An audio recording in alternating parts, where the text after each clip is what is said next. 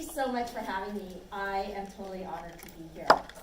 So, Delia asked me to talk to you about the 10, about freelancing and personal branding. So I made up my top 10 tips for you, commandments, that I wish that somebody had told me when I was sitting in your shoes.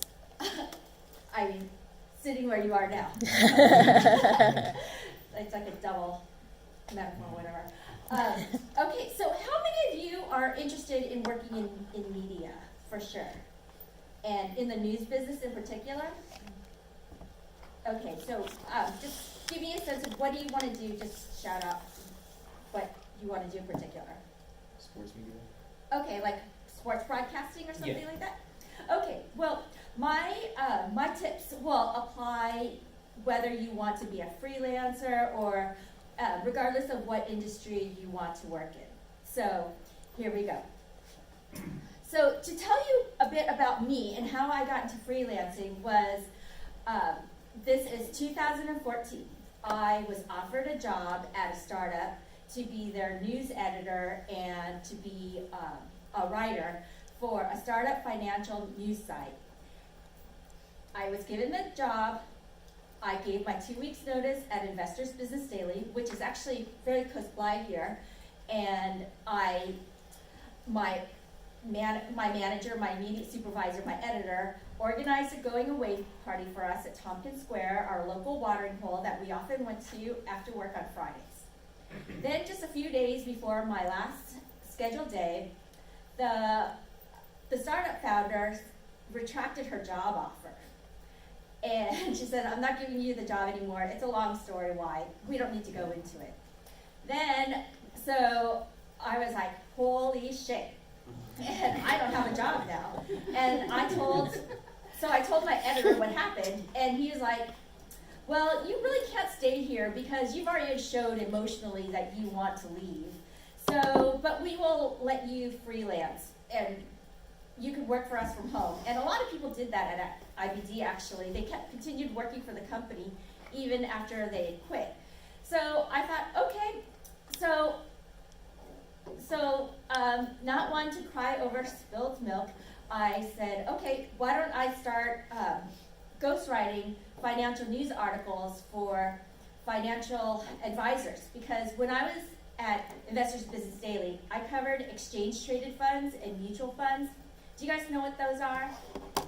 Okay, they're basically pooled investments. Like they buy a bunch of stocks and put them in a portfolio, and people buy shares of the portfolio, so they're basically diversifying their money.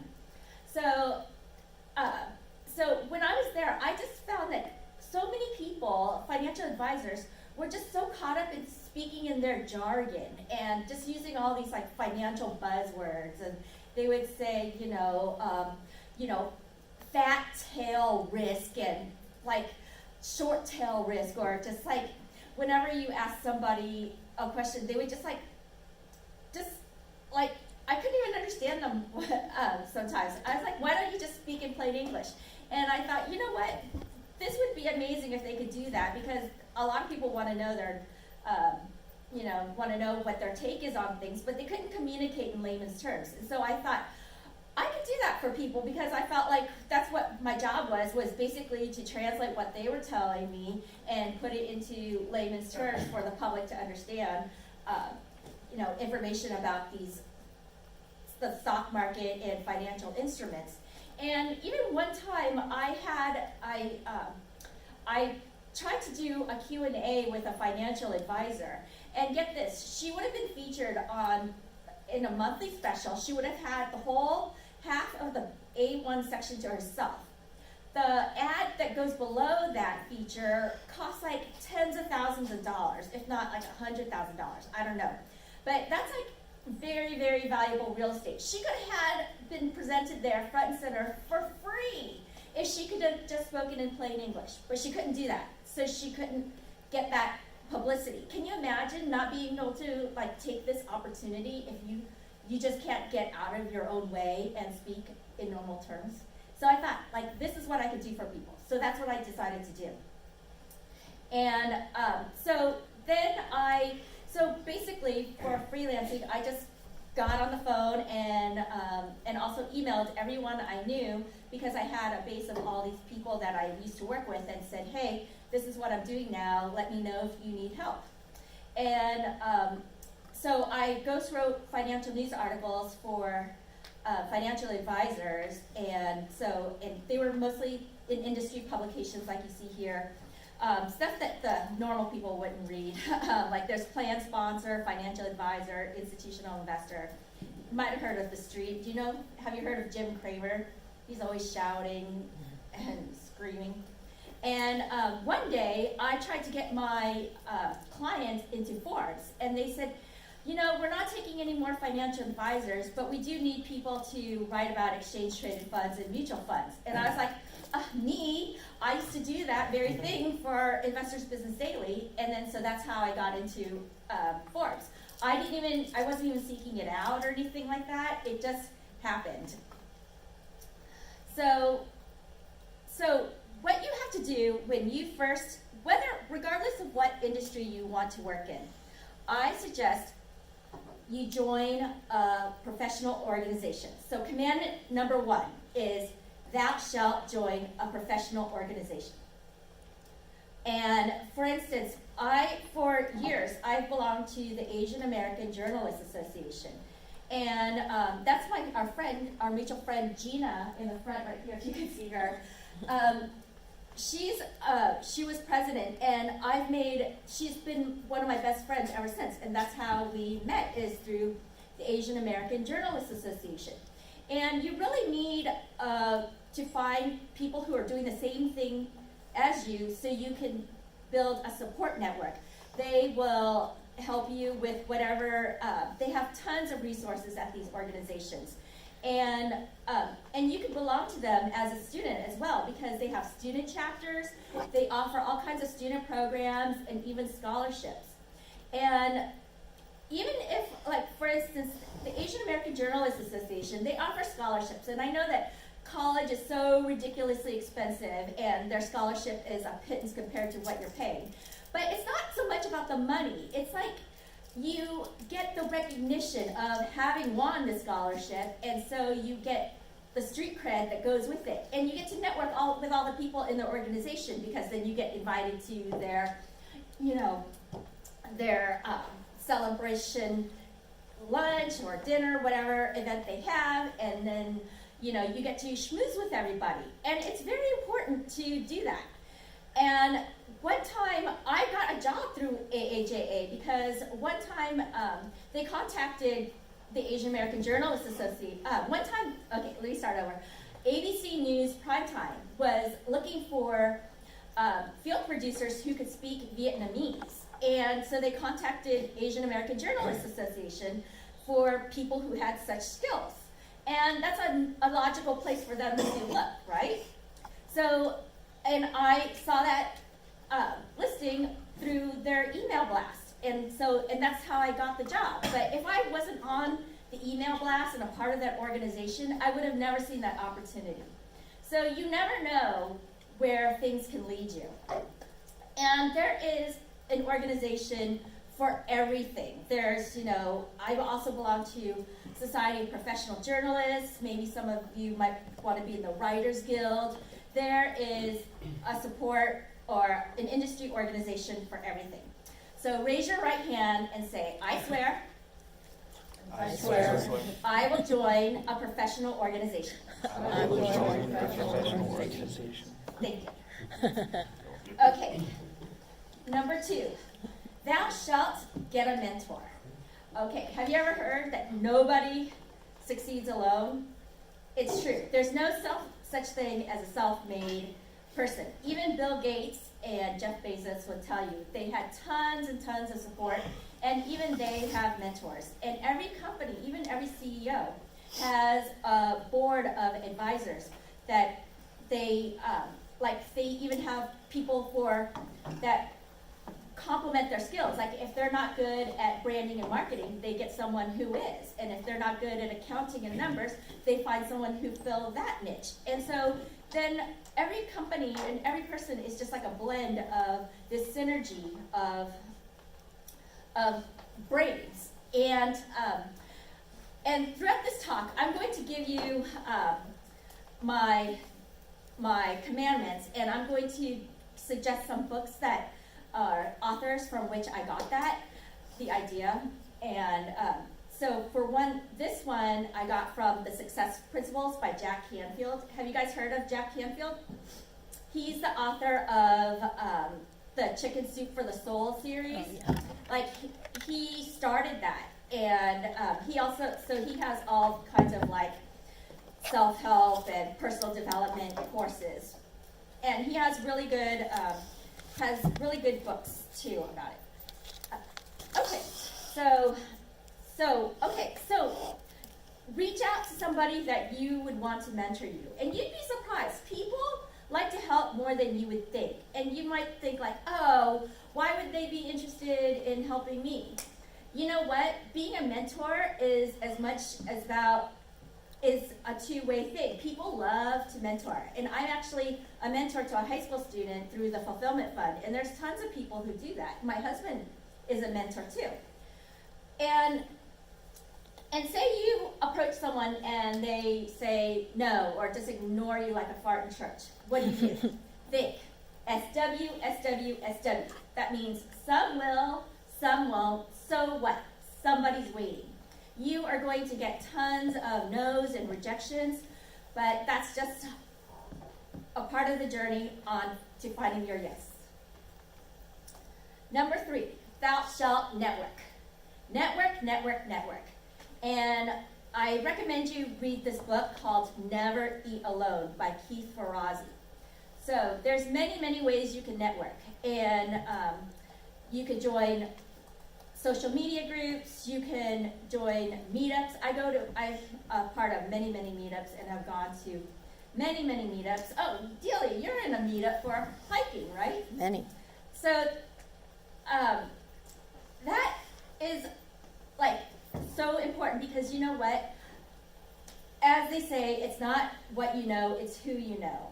And case in point, one time our friend Gina had to hire somebody to replace her when she went on maternity leave, and she got 200 applications from people with extremely stellar resumes. They worked at Sony, they worked at all these big studios, and who did she pick? Someone she knew and felt comfortable with. Was this person the most qualified or the smartest? I doubt it, but it was the person that she felt most comfortable with and knew best.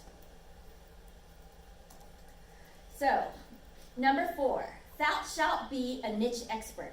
By chance, do you guys know who Marie Kondo is? Mm-hmm. Yay, I love her, and I fold my clothes the way she suggested, and I do everything she has recommended, and I love it. And anyways, so look she is a global phenomenon, and she's just recommending people fold their clothes and tidy up.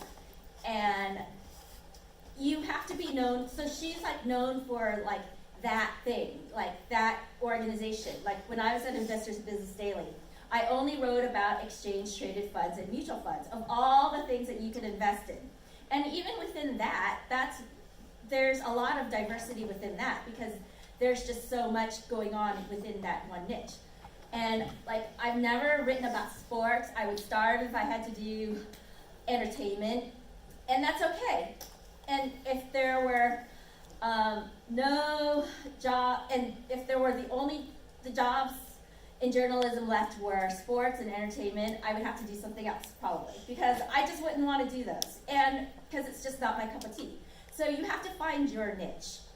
Does anyone know if they have a niche or one area that they want to specialize in doing?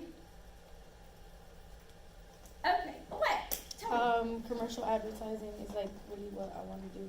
Commercial advertising. Okay, Yeah. great. Okay, so like even within commercial advertising, there's people who just specialize in advertising Magazines, cars or Mhm. just one medium. You could do one medium or one subject matter.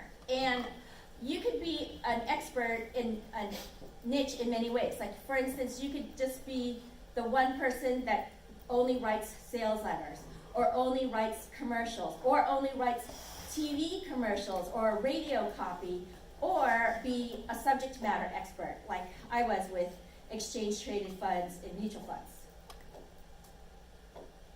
Okay, so number 5, thou shalt brand yourself. So that means even if you're going to have your own job, have a job at a company, you still want to create a yourname.com website. Everybody has a yourname.com website, just about. Mine is keytrangho.com. And on that, get testimonials, and get testimonials for your LinkedIn profile too. You never know when you're going to need it. And also get, this is something I learned from an entrepreneur's class I took, is get photos with famous people. Like, even if you just see them, like one time I saw this guy, I didn't even know who he was, but he was a YouTube star in line at getting our luggage at the airport. And all these people were like, oh, can I have a picture with you? I was like, who's that? It's like some YouTube guy that does, like stunts and stuff like that. But, so you want to get pictures with famous people, so you show that you are associated with successful people and that you mingle with successful people, and that just builds upon your brand that you are a successful person. Number 6, thou shalt create mission, vision, and values. Everybody needs to have this, even if you don't have your own business. I think it's really useful to be like your guiding principles in life, so you know like when to say no. And that is like one of the most important things you could do, because you'll get so many kinds of opportunities, and people will be coming at you if you could help them with this, that, and the other thing. And you will probably want to do it just because it sounds fun, but then at the end of the day, you have to focus. Will doing that really support my mission, vision, and values? Because, like, for instance, one time in our neighborhood, we had, I was on the neighborhood board in my neighborhood, and they got into debate. Well, should the neighborhood board donate money to the city council staff's funeral? And, like, some people thought, like, of course, that's like such a notable, noteworthy, that's, an excellent cause, and like she needs it, and then her family needs it because, it's a funeral. Like, who could say no, like, to somebody who died? But then at the end of the day, the neighborhood has to think, like, does donating money to somebody's funeral really support their mission, vision, and values as a neighborhood organization? And it doesn't, because the neighborhood organization exists for the betterment of the entire neighborhood and not like one specific cause. And unfortunately, that's like, it sounds cool, or, and a lot of people got upset over it, but it just didn't support the neighborhood's mission, vision, and values to donate money to an individual person's funeral. Okay, number 7, thou shalt always do your best. And I got this from The 4 Agreements by Don Miguel Ruiz. Have you guys heard of him? Yay! Okay, I love The 4 Agreements. So, in The 4 Agreements, you always do your best, and your best will change. And your best is always what you know at that time. So, a lot of people, I feel like, they say they should on themselves, saying, oh, I should have done that differently, I should have done that better. But that's hindsight, because you did the best with what you knew at the time in the situation you were in. And along with always doing your best is always do more than asked and always do more than paid for. And these are 2 principles that are taught in Think and Grow Rich by Napoleon Hill. And I really love this book. I should read it again. Have you guys heard of Napoleon Hill in this book, Think and Grow Rich? It's a classic, and I highly recommend you read it. Anyways, so you will always do more than asked and always do more than paid for. because eventually you will get paid more and you will be asked to do more and given more responsibility. But now you're thinking, what if I do more than asked and then more than paid for, and then the guy next to me is on Facebook all day and he's getting paid the same? How's that fair? Okay, guess what? Joe Schmo, who's on Facebook all day, is none of your business. And he's not for you to judge, and unless somebody's doing something illegal, unethical, or immoral, it's really not your place. It's your supervisor's responsibility to deal with that, not you. And one thing you have to assume is that everyone is doing their best. It's your judgment of whether he's slacking off. He may be doing something completely different that you know nothing about. Or think of it this way, everybody is struggling with demons that you know nothing about. So it's not for you to judge others. Number 8, thou shalt sharpen the saw. And this is one of the habits of highly successful people, is to always be learning. You always, ABL, always be learning. And like many of the things that I'm doing today did not exist when I was in college. And it's not because I'm ancient and old enough to be your mother, but it's because like technology changes so fast. And like for instance, Bitcoin just came into existence like 10 years ago, but the whole blockchain, the hype around blockchain didn't really get big until around 2 years ago, 1 year ago. And last year I worked for a blockchain startup, and I had to learn everything from on the fly and basically learn as I was going. That wasn't even in diapers when I was in college. And same with exchange traded funds and exchange traded funds, which I covered, is that didn't even exist when I was in college. That was a relatively new financial product that came on like maybe in the mid 90s or something, or like something around there. But even after something is introduced, it takes a while for it to get traction, for it to get big. So there's still opportunity for you to learn and hop on if you're interested in moving in that direction. And of course, you can always learn just by reading or attending seminars or taking online courses or attending conferences, industry conferences. Okay, now this is a doozy. Number 9, thou shalt ask for payment up front. When you're a freelancer, you must ask for payment up front. And I learned this the hard way. And the reason I put this picture of Donald Trump up here, it's not because it's out of a political thing. It's just because there's a lot of stories that he did not pay his contractors. And the stories that his contractors share are similar to ones that I've experienced. Like for instance, one time I did some work for a mutual fund manager, and I billed him, and months went by and he didn't pay me.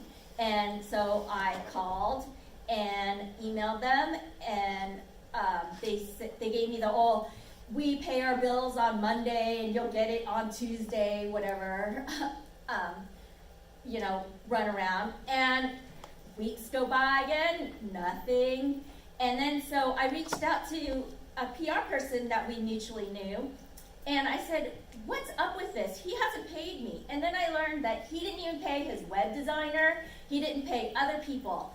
And then I was like, there's something wrong here, because there's never one cockroach. And then so I reached out to, a securities exchange and they had a website that he posted articles to. And so I said, hey, something's going on here. This guy's not paying his bills, and I find that really troubling. And I find that, if he's not paying his bills, what else is he cheating on? And then a few months down the line, I found out that he was being investigated by the SEC, the Securities and Exchange Commission, for defrauding his investors. So I was lucky that I eventually got paid, but other people didn't. And this happens all the time. And I would just hate for that to, you know, happen to other people, because like, I feel like I've heard so many stories of people just going out of business because they didn't get paid. And like, have you guys heard about the Fire Festival? Okay, so I just watched the documentary, yeah, this past weekend, and I felt horrible for that woman, for all these people that didn't get paid. And like, what are they supposed to do now? You know, that's devastating. So if you're going to freelance, just ask for payment up front. Some people will be like, well, how do I know that you're going to deliver? It's like, they just have to trust you, and you're going to deliver on your promise. And finally, number 10, the last one is, thou shalt not compare yourself to others. And I put a picture of Jeff Bezos here and Kylie Jenner, because to show you that there's always going to be someone who's richer and has more social media followers, or who's better looking than you. And so, or someone who's going to be what you think is more successful. So when you compare, you despair. And when you compare, you kill uniqueness. You are here to be on your own path and on your own journey. And that is something to be celebrated.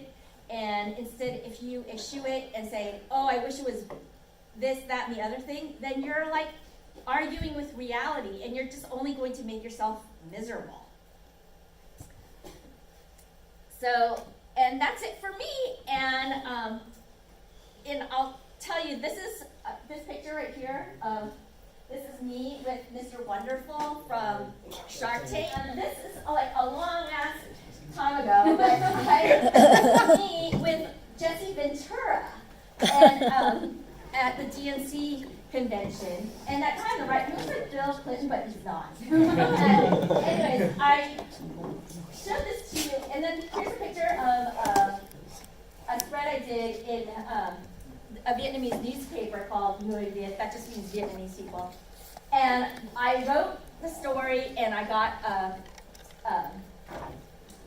a feature in it because I wrote the story myself. And this is another thing about that, when you are in the working world and freelancing, you have to be your own shameless promoter. And you have to be able to tell your story yourself. Because, like, for instance, that picture of me with the kids, it was on a medical mission in Vietnam. And my sister is actually one of the board members, and she's an OB-GYN doctor. And she does amazing work in Vietnam. She's doing surgeries, and there's like, she paid for some people's surgeries, and now they walk because of what she did. But unfortunately, it's me who gets this spread in the newspaper, because I just show up and say, hey, I'm volunteering, you know, because I have the gift of gab, and I could share a compelling story. But my sister's not being featured because she doesn't have the gift of gab, unfortunately. Well, she talks a lot, but it's just not, she wasn't as good of she couldn't write a good story about it and provide insights. And so, like, if you don't think if that's not injustice to you, I don't know what is. Okay, so, and my email is up here, so is my Twitter. Feel free to email me if you have any questions.